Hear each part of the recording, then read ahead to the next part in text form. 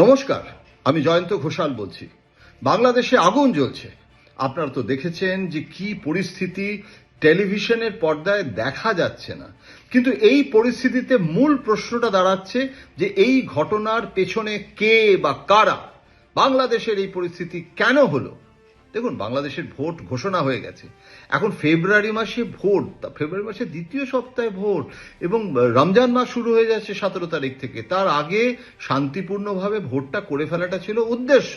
এবং যখন ইউনূস সাহেব লন্ডনে ছিলেন এবং সেই সময় প্রয়াত প্রধানমন্ত্রী খালেদা জিয়ার পুত্র তারেক যখন সেখানে লন্ডনে তার সঙ্গে দেখা করেন, তখন ইউনূস বলেছিলেন যে এই ফেব্রুয়ারি মাসেই হবে, দিনক্ষণ সব এই দিনক্ষণই ঠিক হয়ে গেছিল।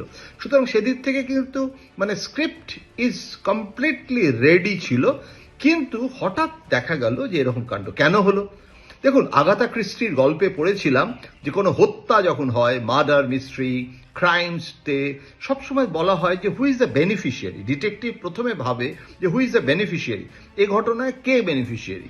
আপনার স্টেক হোল্ডার কারা কারা আছে। প্রথম হচ্ছে ইউনূস, তিনি হচ্ছেন শাসক রেজিম, এবং ইউনূসের তৈরি করা একটা দল আছে যেটা ছাত্রদের দিয়ে তৈরি করেছিলেন, কিন্তু সেই দল সাফল্য এখনো পর্যন্ত সেভাবে সাফল্যের মুখ দেখতে পারেনি। এখন তাহলে এই ইউনূস যেরকম একটি ফ্যাক্টর, সেরকম রয়েছে বিএনপি। আওয়ামী লীগকে বলে দেওয়া হয়েছে তারা নির্বাচনে অংশ নিতে পারবে না। শেখ হাসিনা ভারতে আশ্রয় নিয়ে শেখ হাসিনা সেখানে আছেন। এবং যেটা দেখা যাচ্ছে যে জামাত একটা মস্ত বড় ফ্যাক্টর, যাকে বলে determining factor of Bangladesh politics now. কেননা 71 সালে যে মুক্তিযুদ্ধ এবং যেভাবে শেখ মুজিবুর রহমানের নেতৃত্বে আওয়ামী লীগের সরকার ধর্মনিরপেক্ষ তার পথে হাঁটবে বলে এরকম একটা আশ্বাস, প্রতিশ্রুতি, অঙ্গীকার এসব ছিল। কিন্তু সেখানে শেখ হাসিনার বিদায়ের পর একটা একটা একটা কাউন্টার ন্যারেটিভ অফ 71 তৈরি হচ্ছে। একটা নতুন বাংলাদেশ কথা জামাত বলছে, এবং সেখানে কিন্তু জামাত বিএনপির সঙ্গে গেল না। বিএনপি আর জামাত যদি আসন সমঝোতা করতো তাহলে ভোটের ফলাফল কি হতো সেটা এখনই তো প্রেডিক্ট করা যায় না। আমি জ্যোতিষীও নয়, পোলস্টারও নই, কিন্তু এটুকু বলতে পারি যে জামাত কেন বিএনপির সাথে হাত মেলানো না, তার কারণটা হচ্ছে জামাত বলল যে অ্যান্টি বিএনপি যে মানসিকতা এখন ঢাকায় কাজ করছে, সেখানে আতাত করলে সেটার জন্য দুর্ভোগটা জামাতের হবে। সুতরাং জামাত একটা আইডিওলজিক্যাল ফোর্স, আপনি সেটা স্বীকার করুন মানুন, তাদের মত আপনি নাও মানতে পারেন, কিন্তু আরএসএস যেরকম একটা স্ট্রং আইডিওলজি বেসড একটা অর্গানাইজেশন, জামাতও তাই ছিল। কিন্তু জামাত এখন পলিটিক্যাল সিস্টেমে, পার্টি সিস্টেমে আসছে। বিএনপি অতগুলো আসন জামাতকে দেবে না। এবং জামাতের লোকেরা কি বলতো যে বাংলাদেশে এক মাইয়া সে বলে যে এটা তার স্বামীর দেশ, আর এক মাইয়া বলে এটা তার বাপের দেশ। সুতরাং এই দুজনকেই আমরা বর্জন করে একটা নতুন বাংলাদেশ জিতছি। এবং সেখানে জেন জি, তারা মাদ্রাসায় পড়তে পারে কিন্তু তারা ইন্টারনেট চালায়, তারা কম্পিউটার পড়ে, একটা নতুন প্রজন্ম তারা জামাতের দিকে ঝুঁকছে। এই জিনিসটা কিন্তু আমি বাংলাদেশে বহুবার দেখেছি। জামাতের একটা পার্সেন্টেজ অফ ভোট আছে। মনমোহন সিংহ একবার অন রেকর্ড বলেছিলেন যে জামাতের একটা একটা সাংঘাতিক অন্তঃসলীলা নদীর মতো। এবং বাংলাদেশে যখন বইমেলা হতো তখন দেখতাম চে গুয়েভারার বইও বিক্রি হয়, মুক্তিযুদ্ধের বইও বিক্রি হয়, আবার তার সাথে সাথে বিরাটভাবে ইসলামিক শিক্ষা, মাদ্রাসা, কোরআন কত বিক্রি হয় বাংলায় লেখা। তো এই ফোর্সটাও সেটা মাথাচাড়া দিয়েছে।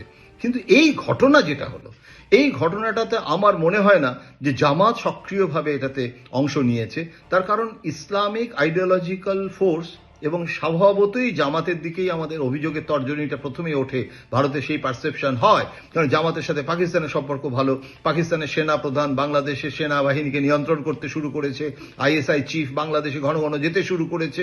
এখন সেখানে আমরা কি দেখতে পাচ্ছি, আমরা দেখতে পাচ্ছি জামাত কিন্তু মনে করছে যে তারা ক্ষমতায় আসবে, এককভাবে ক্ষমতায় আসবে, একটা নতুন বাংলাদেশ গঠন হবে। ভারতের পক্ষে সেটা কিন্তু খুব অস্বস্তিকর।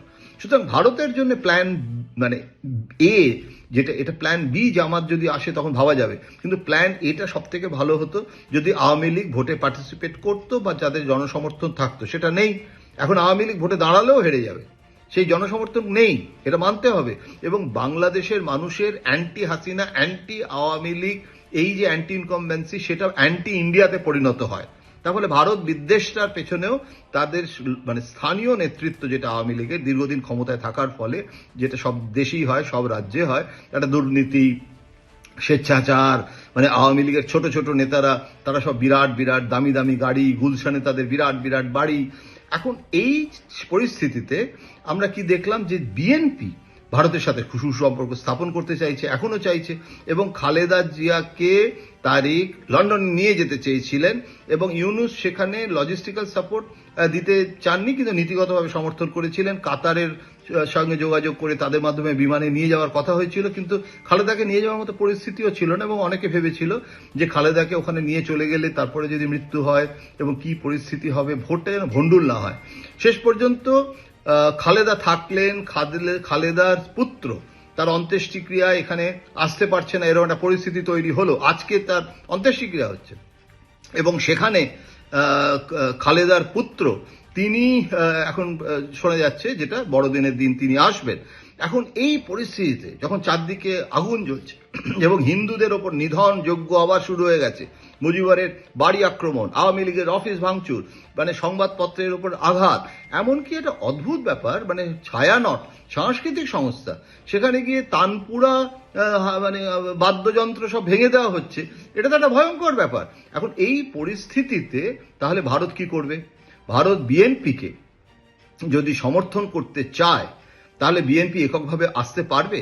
আওয়ামী লীগ বিএনপির সাথে যেতে চেয়েছিল, কিন্তু বিএনপি সেখানে আওয়ামী লীগকে নিতে চায়নি, এইটা ভয়ের চোটে যে যদি আওয়ামী লীগ সঙ্গে সঙ্গ করে তাহলে আবার জামাত এসে যাবে, আমরা পারবো না।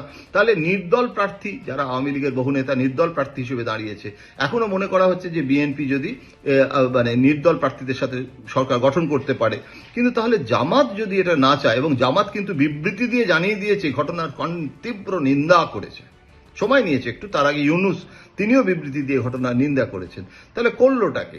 বাজারে নানান রকমের গুজব বাংলাদেশেও ছড়িয়ে দেওয়া হয়েছে, কিন্তু সত্যি কথা বলতে কি, ভারত এখন যে অবস্থানটা নিয়েছে যে আমরা এই বাংলাদেশ একটি পৃথক সার্বভৌম রাষ্ট্র, সেখানে আমাদের সম্পর্কটা কিন্তু বাংলাদেশের সঙ্গে ভারতের, এখানে কিন্তু আওয়ামী লীগ বিজেপি এটা এই প্রিজমে দেখা হবে না, বিএনপি বিজেপি এই প্রিজমে দেখা হবে না, এবং আমরা ভোটের মধ্যে নাক গলাবো না। ভোটটা যেন হয়, বাংলাদেশের মানুষ যাতে ভোটটা দিতে পারে। এখন এই যে অ্যানার্কি তৈরি হলো, এটাকে আপাতত ইমিডিয়েট থামানো দরকার। বাংলাদেশ বলছে যে আওয়ামী লীগ যেন বিবৃতি না দেয়। এখন এই সময় শেখ হাসিনা যদি ঘৃতাহতি হবে, যদি তিনি আবার একটা বিবৃতি দিয়ে বসেন, সেটা ভারত সরকার নিশ্চয়ই চাইবে না যে এমন একটা অশান্তি আরো ভারতের মাটি থেকে হোক, কেননা ইতিমধ্যেই ভারতের যে হাইকমিশনার তাকে ডেকে পাঠিয়েছিল ইউনূস সরকার, যিনি ঢাকাতে আছেন, তাকে বলা হয়েছিল যে এই আওয়ামী লীগ শেখ হাসিনার বিবৃতি বন্ধ করো, ভোটে প্রভাব পড়বে। আবার আমরাও ভারতের যিনি বাংলাদেশের হাইকমিশনার আছেন তাকে ডেকে পাঠিয়ে বলা হয়েছে যে আইন শৃঙ্খলার এই যে অবনতি হচ্ছে এটা থামাও, তা না হলে আমরা কিছুতেই এটা সামলাতে পারবো না, এবং তখন কিন্তু প্রতিবেশী রাষ্ট্রের যদি আগুন লাগে তার আঁচ আমাদের গায়ে এসে লাগবে।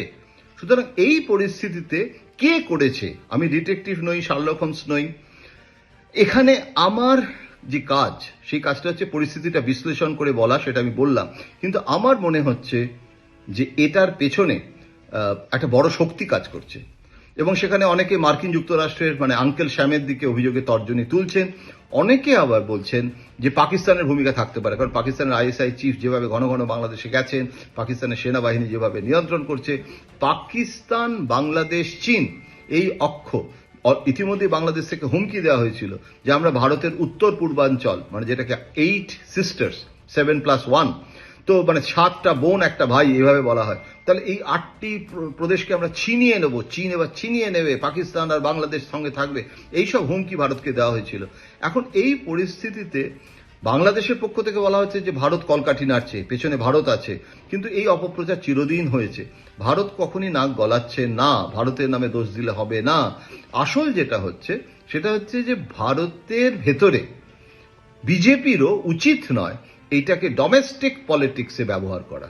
এই যে আমি আজকে দেখছিলাম যে বিবৃতি দিয়ে বলা হচ্ছে যে এই ইসলামিক শক্তি তো পশ্চিমবঙ্গেও তারা এরকম ধরনের ঘটনা ঘটাতে পারে, এবং এখানে সংখ্যালঘু হিন্দুদের ওপর অত্যাচার হয়েছে সেইটাকে মানে প্রায়োরিটি দিয়ে আবার একটা মেরুকরণের রাজনীতি ভারতে হোক, সেটাও কিন্তু কখনোই কাঙ্ক্ষিত নয়। আপাতত প্রাদেশিক রাজনীতি, ভোটের রাজনীতি, পশ্চিমবঙ্গের ভোট এসে যাচ্ছে, কেননা এই বাংলাদেশের ভোটটা হয়ে যাওয়ার পরেই ফেব্রুয়ারি মাসের মাঝামাঝি পশ্চিমবঙ্গের ভোট ঘোষণা হয়ে যাবে এবং মার্চ এপ্রিলে পশ্চিমবঙ্গে ভোট হবে। তো তাতে এই যে হিন্দুদের ওপর, বাংলাদেশে যদি হিন্দুদের ওপর অত্যাচার হচ্ছে সেইটাকে মূলধন করে মানে পশ্চিমবঙ্গে আবার এই ইসলামিক শক্তির বিরোধিতা করতে গিয়ে সেটাকেও যদি রাজনীতির, যাকে বলা হয় রুটি সেঁকা রাজনীতির আগুনে, সেটাও অনুচিত। আপাতত আমাদের দেখতে হবে, নজর রাখতে হবে, ভারত যেটা নজর রাখছে, এবং আমাদের উচিত কাজ হবে যে কে করেছে সেটার খতিয়ে দেখা ভারত সরকার নিশ্চয়ই করবে, এবং সেখানে নিয়ন্ত্রণ করা, এবং যেই ক্ষমতায় আসুক বাংলাদেশে, সেটা জামাতও যদি আসে তাহলেও কিন্তু ভারতকে বাইল্যাটারাল রিলেশনশিপ বাংলাদেশের সঙ্গে রাখতে হবে, যেরকম আফগানিস্তানে তালিবানের সাথে ভারত রাখছে। তালিবানের মন্ত্রী ভারতে এলে, জয়শঙ্কর এখন তার সাথে বৈঠক করছে, তারা তালিবান ছিল জঙ্গি, এখন তো তারা ক্ষমতায়। সুতরাং জামাতও যদি ক্ষমতায় আসে তাহলে তারা সঙ্গে সঙ্গে পাকিস্তানের কোলে বসে পড়বে আর চীনের অক্ষ হয়ে যাবে। ব্যাপারটা কিন্তু এতটা সহজ নয়, কারণ ভারত একটা শক্তিধর, পরমাণু শক্তিধর এবং অত্যন্ত গুরুত্বপূর্ণ একটা রাষ্ট্র। সুতরাং, এবং চীনের সাথেও ভারত দৌত্য বজায় রাখছে। সুতরাং পরিস্থিতিটা জটিল, মাল্টি লেয়ার্ড। কোনো সুইপিং জেনারেলাইজেশনে আমি যাব না, শুধু এইটুকু বলতে পারি যে বাংলাদেশের পরিস্থিতি অগ্নিগর্ভ, এবং আমাদের আশা যে এই পরিস্থিতি থেকে আমরা বেরিয়ে আসতে পারবো।